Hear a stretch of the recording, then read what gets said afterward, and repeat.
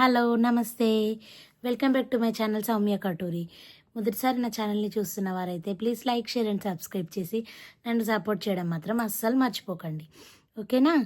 అందరూ బాగున్నారని నేను అనుకుంటున్నాను. మీరు ఎలా ఉన్నారు? ఈరోజు చేసుకోబోయే వంట వచ్చేసి పాలకూరతో చపాతీ అండి. ఈజీగా, టేస్టీగా, హెల్తీగా ఎలా చేసుకోవాలో చూపిస్తాను, వచ్చేసేయండి. ఫస్ట్ గోధుమ పిండి తీసుకోవాలండి. గోధుమ పిండిలో కొంచెం సాల్ట్ వేసేసుకొని కలుపుకొని పక్కకు పెట్టేసుకోవాలి. వాటర్ వేయొద్దండి. మనం పాలకూరలో ఉండే తేనెతోనే మనం కలిపేసుకుంటాము. కొంచెం లైట్గా వేయాలండి. నార్మల్గా గోధుమ పిండి కలిపినట్టు కలపొద్దు. ఫస్ట్ పాలకూరని నీట్గా క్లీన్ చేసుకొని గిన్నెలో ఆయిల్ వేసుకొని 2 టేబుల్ స్పూన్లు ఆయిల్ వేడెక్కే వరకు మనం వెయిట్ చేయాలండి. వెయిట్ చేసిన తర్వాత దాంట్లో మనం కడిగి క్లీన్గా చేసుకొని పెట్టుకున్న పాలకూరని దాంట్లో వేసేసుకోవాలండి. దాంట్లో యాడ్ చేసుకున్న తర్వాత మంచిగా పాలకూర బాగా ఫ్రై కానియాలండి. 5 మినిట్స్ దాకా పాలకూరలో ఉన్న తేమంతా పోయే వరకు మంచిగా మనం అటు ఇటు కదుపుతూ ఉండాలి. స్టవ్ సిమ్లో పెట్టుకోవాలండి. పెద్దగా పెట్టుకుంటే మాడిపోతుంది కాబట్టి.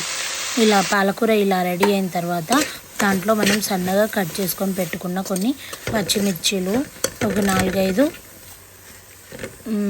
ఎల్లిపాయలు, వెల్లుల్లి రెమ్మలు పొట్టు తీసుకొని ఆ 2 మనం యాడ్ చేసుకోవాలండి. యాడ్ చేసుకొని ఇంకా ఒక 5 నిమిషాల దాకా బాగా ఫ్రై చేసుకోవాలి. పాలకూరలో ఉన్న తేమ అంతా పోయి ఇలా నీట్గా అయిన తర్వాతనే మనం ఇవి యాడ్ చేసుకోవాలి.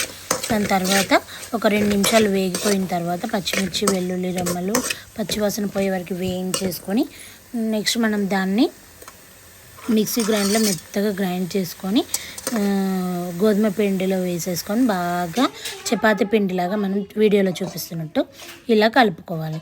కలుపుకున్న తర్వాత ముద్దలు చేసుకొని ఒక 10-15 మినిట్స్ నానడానికి పక్కన పెట్టేసుకోవాలి. దాని తర్వాత నార్మల్గా చపాతీలు చేసినట్టే మనం దాన్ని నీట్గా ప్యాన్ పైన వేసుకొని, మీకు ఇష్టం అండి ఆయిల్ వేసుకొని కొంతమంది చేసుకుంటారు, ఆయిల్ వేయకుండా కూడా కొంతమంది చేసుకుంటారు. అలా చేసుకొని తినేయడమే అండి. ఎంత హెల్తీయో, ఎంత టేస్టీయో మీరు అసలు తిని చూస్తే తెలుస్తుంది. చపాతీ అనేది చాలా హెల్తీ, చాలా టేస్టీగా ఉంటుందండి. చపాతీ పిండిలో మనం కొంచెం వాము కూడా యాడ్ చేయాలండి. వాము వల్ల మంచి డైజెషన్ అవుతుంది. జీలకర్ర కూడా యాడ్ చేసుకోవచ్చు. మనం రకరకాల ఇంగ్రీడియంట్స్తో ఎన్నో రకాలుగా మనం ఇలా చేసుకుని తింటూ ఉంటే ఎంతో హెల్తీ అండ్ టేస్టీ. మరి ఎందుకు ఆలస్యం? తప్పకుండా ట్రై చేసి నా ఛానల్ని సబ్స్క్రైబ్ చేసుకొని సపోర్ట్ చేయండి మాత్రం అస్సలు మర్చిపోవద్దండి. దాన్ని కెచప్తో కానీ, జామ్తో కానీ, లేకపోతే మనం ఏదైనా కర్రీతో కానీ, ఉల్లిగడ్డ కారంతో కానీ తినేయచ్చు. మజ్జిగతో కూడా తినవచ్చు.